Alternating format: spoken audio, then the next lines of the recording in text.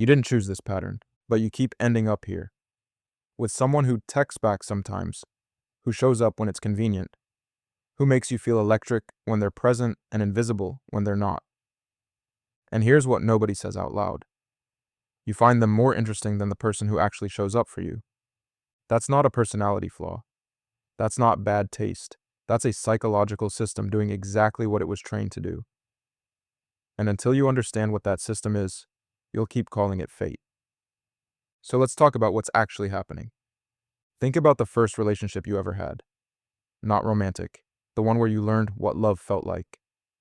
For most people, that relationship had some version of inconsistency in it. A parent who was warm one day and withdrawn the next. Affection that had to be earned. Attention that felt scarce. Approval that came and went without explanation. You didn't file that away as a wound, you filed it away as normal, as what closeness feels like, as the texture of love itself. And your brain, specifically the part responsible for pattern recognition, for building maps of how the world works, decided that this is what intimacy looks like. Not calm, not steady, uncertain, earned in small pieces, given and then withheld. Your nervous system didn't learn love, it learned the anticipation of love. It learned the gap between reaching and receiving. And it built that gap into every template for connection that followed. So when you grow up and go looking for someone, you're not looking for what's good for you. You're looking for what feels like what you already know. And what you already know has a very specific emotional signature. A little warmth, a little withdrawal, the constant low hum of not quite being sure where you stand. Have you ever felt more comfortable in a relationship where you weren't quite sure where you stood than in one where you were? Sit with that question honestly before you move on. And here's where it gets uncomfortable.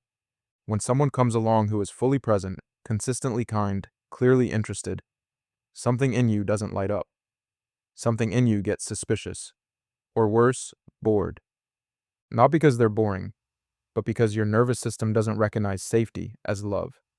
It recognizes tension as love. And that single misreading has shaped more of your romantic life than any decision you ever consciously made. But before we talk about the mechanism, there's something underneath the pattern that almost nobody names. Something about identity. Something that makes the pattern not just comfortable, but necessary. When you are chasing someone unavailable, you have a role. You are the person who sees something in them that others don't. You are patient. You are deep. You love harder than most people do. And that identity, the romantic, the one who doesn't give up, the one who stays, has a kind of dignity to it, even when it costs you. You are not just in a relationship, you are in a story. And in that story, you are the one who was willing when others weren't, the one who saw the potential, the one who loved without guarantee. That story feels meaningful.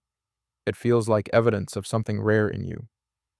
And this is the hidden loss that comes with changing the pattern. It's not just letting go of the person. It's letting go of the version of yourself you've been while chasing them. Walk away from the pursuit and you lose the story you've been telling about who you are. And for some people, that story is the only one they've had for a long time. Lose the chase and you have to ask a harder question. Who are you when you're not trying to reach something? That question is more uncomfortable than any rejection. Now here's the mechanism underneath all of it. The part that explains why this pattern is so difficult to see from the inside. There's a pattern most people have never had named for them. When reward comes randomly, not every time, not predictably, but sometimes, the pull becomes stronger than it would ever be with a guaranteed outcome. Your brain locks onto the possibility, the maybe, because the maybe keeps you engaged in a way that certainty never can. The person who is inconsistent with you, who gives you warmth and then pulls back, who makes you feel chosen and then seems indifferent, they have accidentally become your slot machine. And you keep pulling the lever, not because you're weak, because your brain is functioning normally under an abnormal emotional condition. And here's the part that rarely gets examined. You don't just tolerate the inconsistency, on some level, you prefer it. Because the moments of warmth that do come, after the silence, after the distance, after the uncertainty, feel disproportionately valuable. You didn't just receive warmth, You survive the gap and then receive warmth. And that survival is what makes it feel like something real and hard-won. This is why consistent people lose the comparison. Not because they're less interesting, but because they never make you survive anything. Every moment with them is just another moment of being okay. And okay doesn't produce the same internal response as relief. Relief requires first having been afraid. Consistent people never make you afraid, so they never get to give you relief. And without relief, the brain quietly files the experience under. Nothing happened here. But there's another layer here, one that people miss most. When you are chasing someone, you are not thinking about the relationship. You are thinking about the outcome, getting them to choose you, getting the text back, cracking the code, and all of that mental activity, the analysis, the hope, the dread, the replay of every conversation. It creates an intensity that gets mistaken for chemistry. You feel electric around someone who keeps you uncertain, not because the connection is deep, because the uncertainty produces the same physiological response as real connection. Elevated heartbeat, heightened attention, the constant sense that something significant is at stake. And because those sensations feel identical to what you imagine love should feel like, your brain labels them the same way. This is attraction. This is chemistry. This is what it means to really want someone. But you're not feeling them. You're feeling the waiting. You're feeling the not knowing. You're feeling the continuous background calculation of where you stand. Somewhere along the way, you learn to confuse anxious with alive. And at some point, all of that becomes so fused that you cannot separate the person from the feeling. You believe you want them. What you actually want is resolution. And resolution never comes, because the moment it did, the feeling would stop. Meanwhile, the person who is calm and present and consistent, they don't produce that response. And so your nervous system reports. Nothing there, no chemistry, no pull. But what that actually means is, you are not in an anxious state around them. Ask yourself this. When someone likes you immediately and openly, what's your first instinct? Do you lean in, or do you start looking for what's wrong with them? Most people who recognize themselves in this video will lean toward the second. And here's why.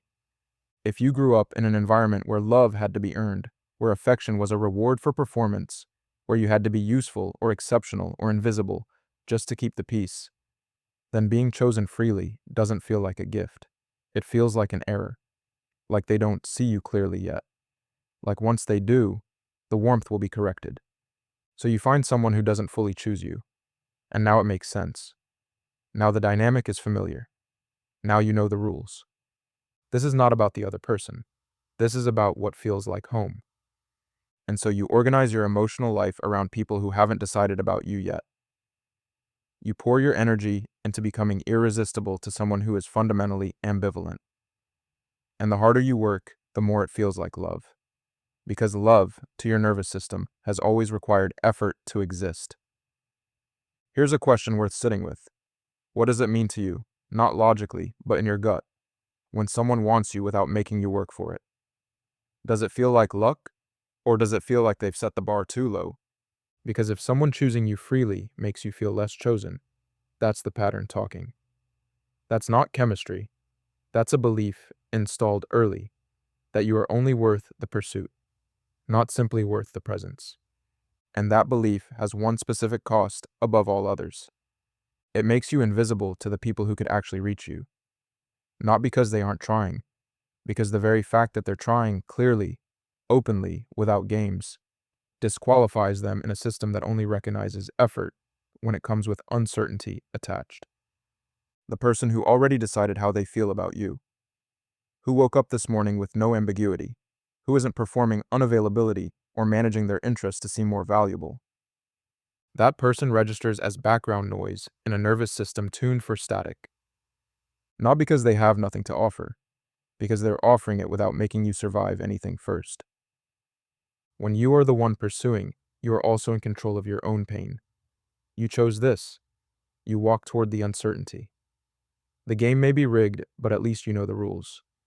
But being chosen, truly chosen, calmly and without conditions, requires you to stop moving, to be still, to let someone see you without the performance. And that is terrifying for anyone who learned that love is something you earn. Because if someone sees you fully and then leaves, there is nothing left to explain it away with. No distance, no mixed signals. You were present, you were real, and it still didn't hold. So you stay in motion, you stay in the chase. You keep yourself in situations where you can say afterward, they never really saw me, they never really chose me. It wasn't a fair test. That's protection. Painful, exhausting, lonely protection. But protection. The person you keep passing over isn't boring. You just haven't let them close enough to find out.